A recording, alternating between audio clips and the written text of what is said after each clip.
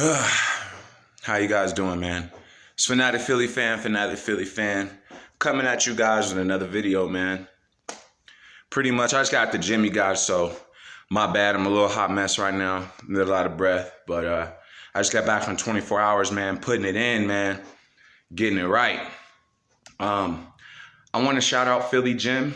You know what I mean? He's been a supporter of mine. He's been a subscriber of mine. And when all that BS happened with a certain other Eagles YouTuber, he had my back. Shout out to Joey Shake 72.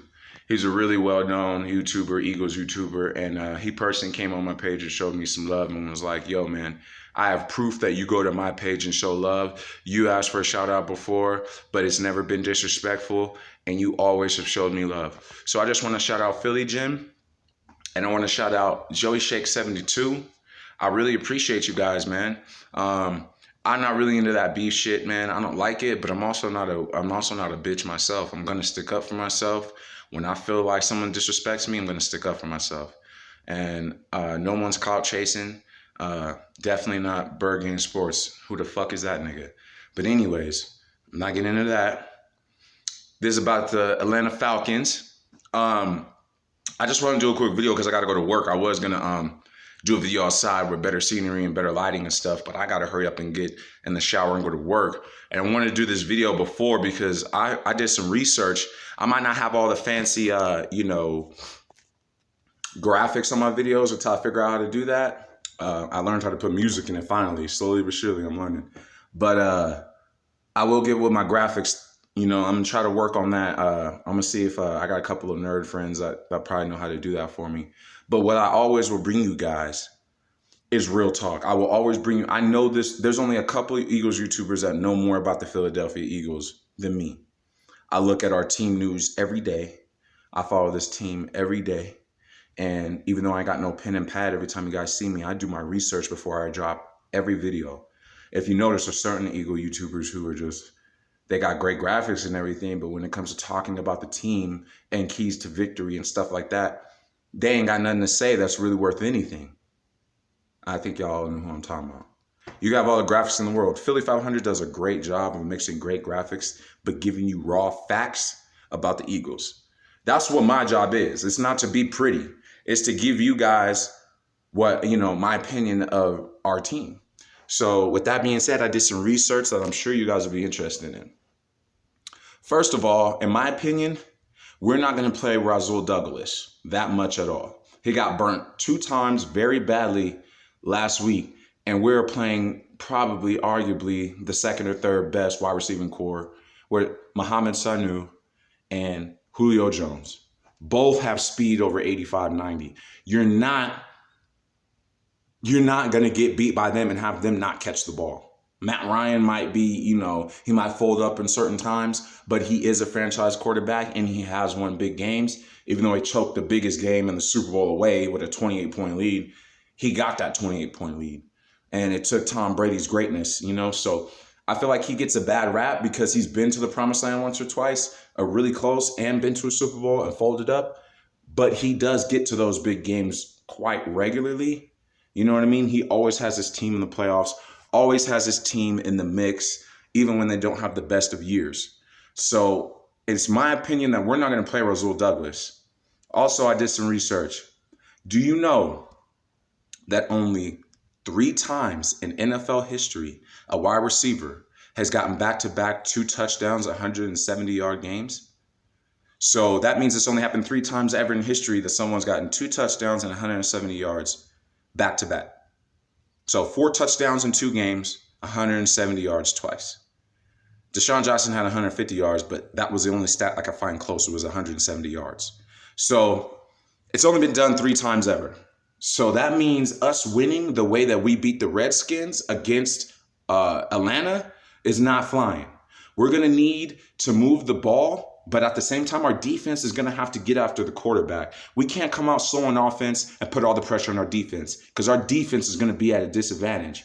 Mark my words. If we play half as bad as we did last year in our defense, we're going to be at a disadvantage, whether our offense is scoring or not, because Matt Ryan and them boys could put up points. And not to mention they have a solid running game with Freeman and Coleman. So we're going to have to come out running the football, in my opinion. That's the best way to keep Carson Wentz healthy, is to run the football. If you noticed, when we went to the Super Bowl, we had a great running game. We have a third best running game in the league, man, behind LeGarrette Blount, Corey Clement, and them boys.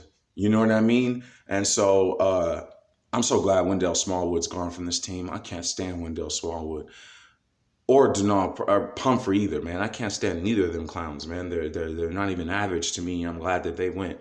And obviously, I feel like the Redskins wouldn't have been able to be in that position had we not had Wendell go over there and snitch all our secrets away. We had to switch up our game plan at halftime. If you noticed, that's when we came out different. But like I said, we're not gonna beat Atlanta the way that we beat, the Redskins. First of all, they saw those touchdowns against Deshaun Jackson. They're gonna guard against that. They're gonna play the safeties back. Mark my words. They're gonna give up the running game, especially since our running game wasn't that strong in the first game. They would be foolish to play the run and allow us to pass all over them again. We're not going to score 28 points in one quarter again. We're going to have to be methodical. We're going to have to be balanced. We're going to have to run the ball and eat up the clock, the time of possession. That's what we're going to have to do. If we win the time of possession, we'll win this game. I think it's in Atlanta, so they're going to have the crowd behind them as well. We're going to have to keep the ball out of Matt Ryan's hands. That's going to be the only way we win, you guys.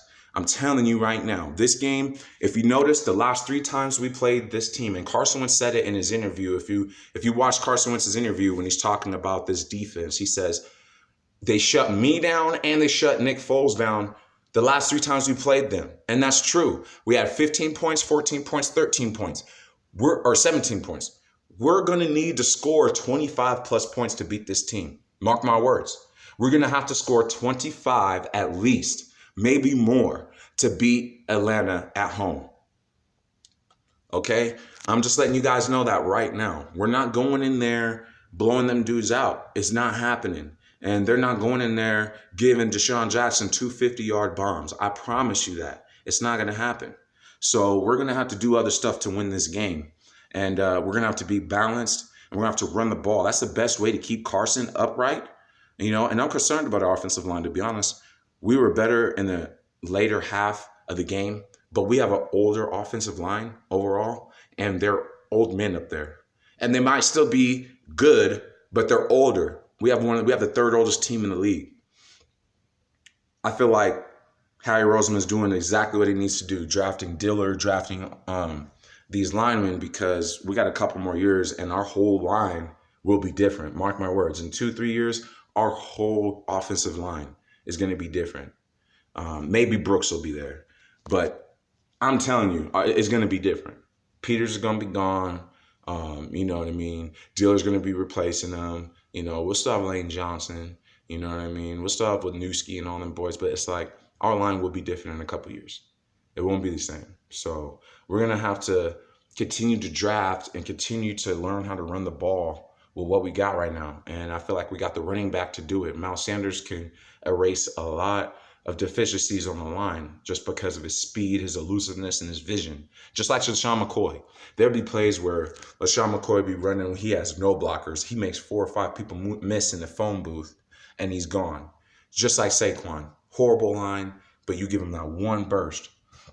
I feel like Miles Sanders can be that for us. I'm not saying he's good as Saquon, but I feel like he's right under him. Give him chance. Give him a chance. Give him, more touches. And once his second year, when he puts on a little bit more weight, watch out, man. I'm telling you, Miles Sanders is going to be a beast. He's going to be our version of LaShawn. But anyway, you guys, I feel like those are our keys to victory. Shout out Joey Shake 72. Shout out Philly Jim. Thank you, man, for that quote. You know what I mean? That was an awesome quote. You know what I'm talking about. An elephant doesn't worry about a mouse. You know what I mean? A lion doesn't worry about, a gazelle. I ain't got time for that, and I'm focused on my content, man. Thank you. You got my mind right, and I really appreciate you, Philly Jim. That meant a lot to me. Shout out Joey Six. Appreciate you too, man. And everybody else on my channel, all my subscribers. I appreciate you guys supporting me. Sorry for the nastiness that happened last couple of days. We back to just doing content though, you guys. And we letting the bullshit stay over there. And we just, we just rocking with content from now on. And I just want to say thank you for everybody that supported me. It's Fanatic Philly fan. I'm out. I got to shower, go to work. Good luck, you guys, on Sunday. I can't wait for this game, man. It's the night game. Everybody's going to be watching. Philly, let's show the world who we are. Let's show the world Dallas don't stand a chance this year. Let's show the world what the champions a few years ago was capable of doing again. Because I feel like we got just as good of a team this year, if not better than the year we won the Super Bowl. And if Carson Wentz could stay healthy, y'all in for a big surprise. I guarantee it. Go Eagles. Go Philly fans.